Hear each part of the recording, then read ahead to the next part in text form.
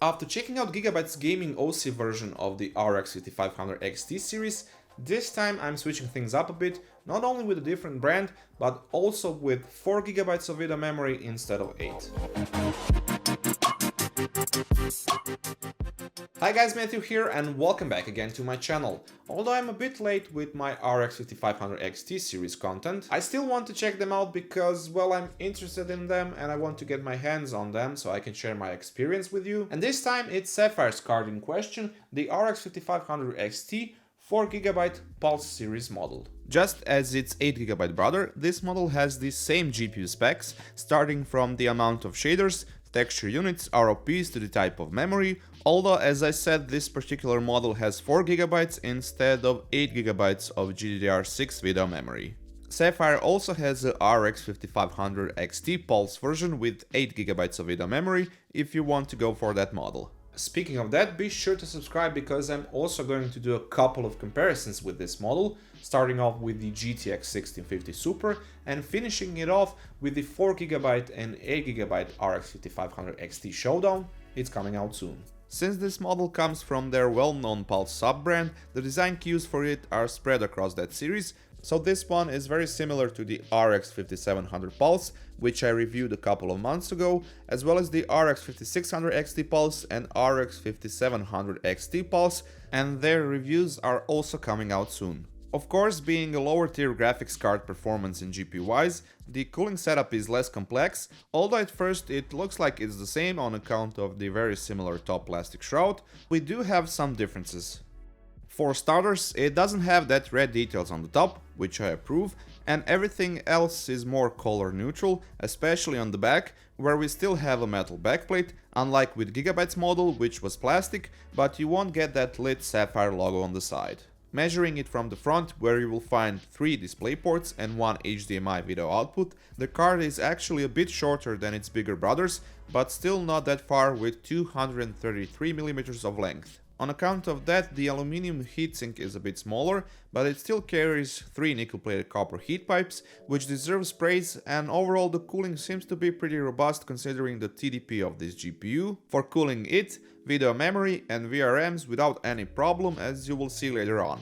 All of that is cooled off with 2 90mm fans, which have Sapphire's own version of fan stop technology bundled in their CoolTech feature. Let's move over to some of my gameplay footage with this card before we check out the results. The live performance figures will be in the left top corner of this video. You can find my setup which I used here to test out this GPU in the description box down below, and if you have any questions about this particular model, feel free to leave them in the comment section down below and I will try to help you out. Good spotting, Agent. We'll take it from here. They're onto it. Go now.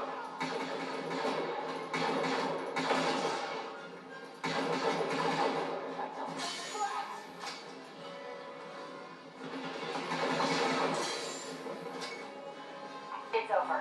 Bunker is secure.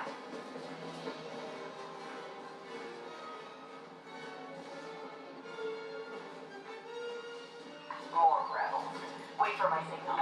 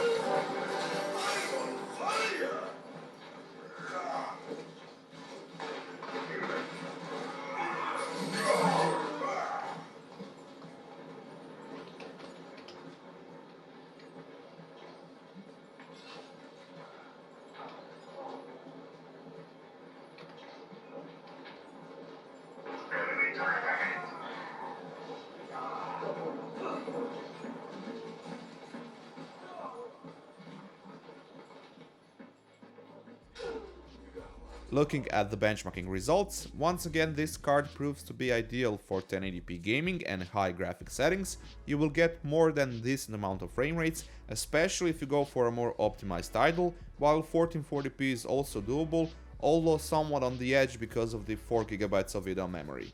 What about 4K, you ask? Well, yeah, as you can see here, I don't think so.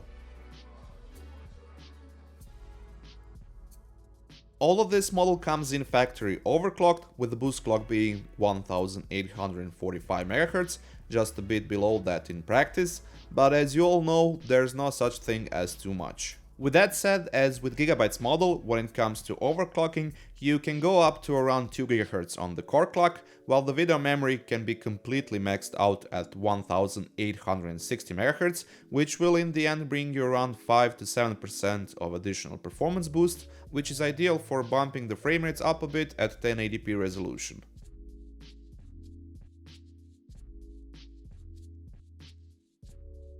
Checking out the temperatures, during idle the card was roaming around the 40 degrees Celsius mark on an open test bed, while under load that was mostly close to 70 degrees Celsius for the GPU and memory, while the hotspot temperature was closer to 80 degrees Celsius. In that case, the noise that the fans were making was basically non-existent, as they were spinning between 700 and 800 RPM, which is basically as low as you can get with a graphics card, at least with what I saw up until now, and Sapphire had the opportunity to do so since they have a solid cooling solution on a not that power hungry GPU. Here's a short sound clip of the fans with the card being under load, while also showing you the sound meter for a measurement comparison.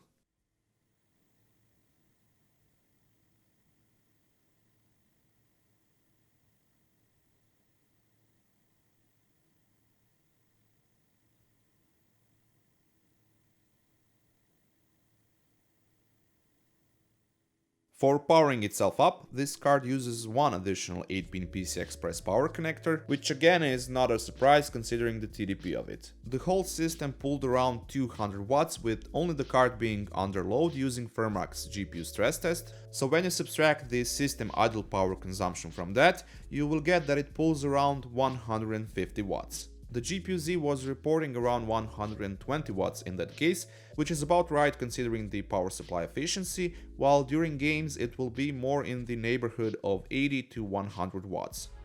Sapphire once again did a very good job with this generation of Pulse series found on AMD's Navi GPUs, starting with the RX 5700 Pulse model, which as I mentioned before, tried first, and now this model. But the problem is that the RX 5500 XT series at this moment doesn't represent that good of a value considering what it's surrounded by, being it from AMD's own portfolio or competitions.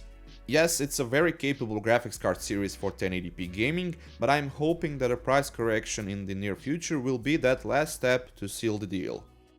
That's it for this time from me. Thank you once again for watching. please take a second to toss me a thumbs up if you enjoyed my content, that really helps a lot. And if you like what you saw, feel free to subscribe, and if you already are, be sure to press that notification bell down below so you don't miss out on a new video. And until then, catch you later guys.